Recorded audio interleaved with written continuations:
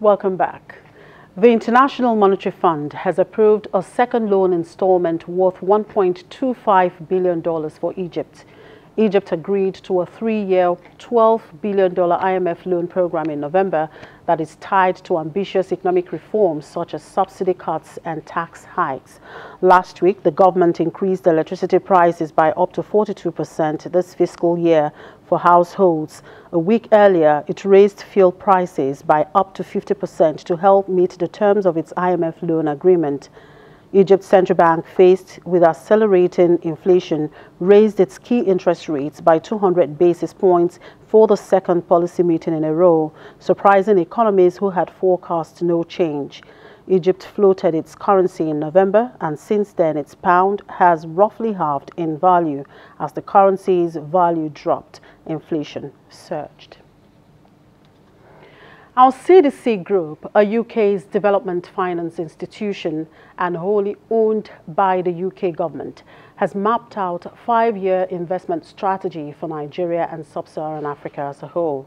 Our businesses in developing countries often struggle to find the investment they need to grow, and CDC Group supports the building of businesses throughout Africa and South Asia to create jobs and make a lasting difference to people's lives in some of the world's poorest places.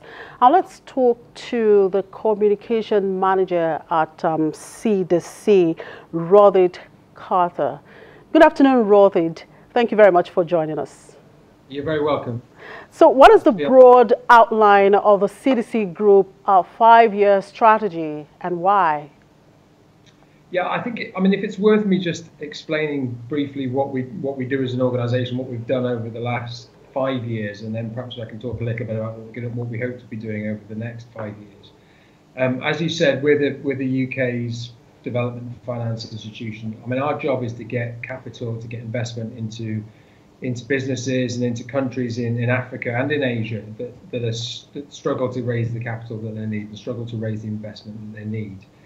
So the last 5 years we've been investing, in Africa. We've invested around $2.5 billion during that 5-year period in businesses of different sizes in different countries across the African continent. And the role that we play is one that we support businesses that are job creating, that are going to build up the economies and encourage economic development across the continent. So we've tended to focus over the last 5 years very much on a number of sectors that we think are really important for job creation. And you'll know as well as we do that the number of young African people coming into the job market every year, into the employment market every year, means there's a huge challenge to get people jobs and a huge challenge to get formal employment on the ground in Africa. So our focus for the last few years has been on supporting businesses and then getting capital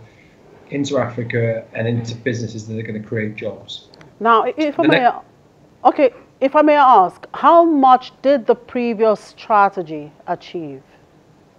Well, I mean, it achieved a great deal, we think, and as I said, we invested around $2.5 billion in Africa during that time, and what we were looking for was to create jobs, and I think the businesses that we invested in, they created hundreds of thousands of jobs. We've estimated around, in fact, close to 2 million jobs, both directly and indirectly, were created in those businesses in which CDC invested over that 5-year period. And as well as investing capital in businesses, we also want to encourage other investors. So the big challenge has been, for the last few years, the big challenge has been getting money and getting other private investors to look at African businesses and to look at African economies and say, actually, we can invest there. We can make a decent return and we can do it effectively.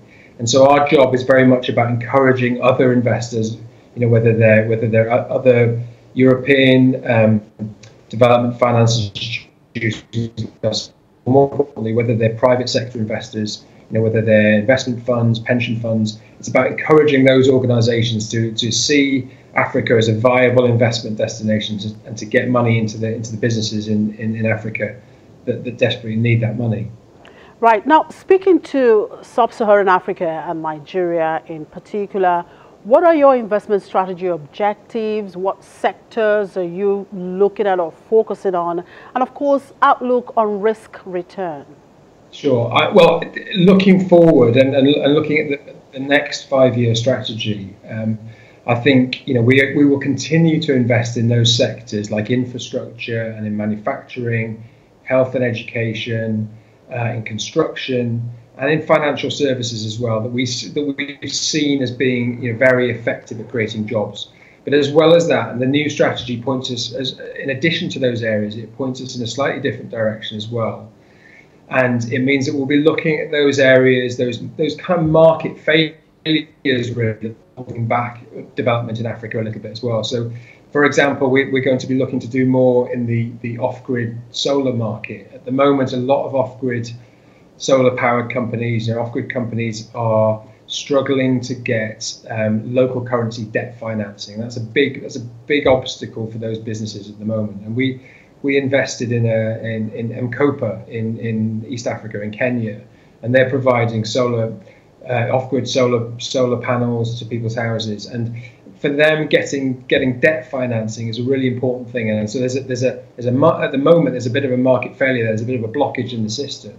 And CDC's role is to try and get that capital into those businesses and to support the debt there. So that's one area that we're doing, but we're also looking at other areas as well. So again, in electricity, particularly in transmission and distribution, again, big challenges here. We've seen more recently that money is going into power generation now in Africa, but the big challenge is getting that capital to go into transmission and distribution of that electricity as well. So we're going to be looking at ways in which we can get capital and we can encourage other investors into that area of transmission and distribution. So those are a couple of the things that we're going to be looking at. Now, just a quick one before I let you go. Do you see significant change in your strategy depending on the final outcome of Brexit? I don't think so. I think we've had a real, as you mentioned at the beginning, we've had a real vote of confidence. We're UK government owned, and the UK government have asked us to get on for the next 5 years and to invest in this way. So that 5 years will take us over and beyond the Brexit negotiations and over and beyond any final decision on Brexit. And our work will be about getting investment into Africa. And I think that won't be derailed by Brexit. And the likelihood is that we're going to be putting a case to the UK government for us to be able to do more in Africa. And so I think we'll be encouraging the government in the country to allow us to invest even more in Africa, and that's something that we think will happen irrespective of Brexit. There's a broader question around whether Brexit should bring in, whether the UK and whether the EU should be changing the tariffs and the access to the markets of Europe and of Britain. But that's something for the much broader discussion. And as an organisation, CDC sees itself absolutely committed to Africa over the next few years. All right. Thank you very much for your time, Rothid. Rothid Carter is a communication manager of a CDC group in London. And finally, consumer price inflation in Ivory Coast. The world's top cocoa producer climbed to 1.6% year-on-year in June from deflation of minus 0.4% in May. Data from the National Statistics Institute shows food and soft drink prices dropped 2.2%, while housing and utilities prices jumped 8.8%. Transport costs declined 1%. Our Ivory Coast economy accounts for around 40% of the 8-nation West African CFA franc currency zone. And that's a wrap on the program for today and, of course, for the week. Thank you very much for watching. I'm Chimeze Obi Iwago.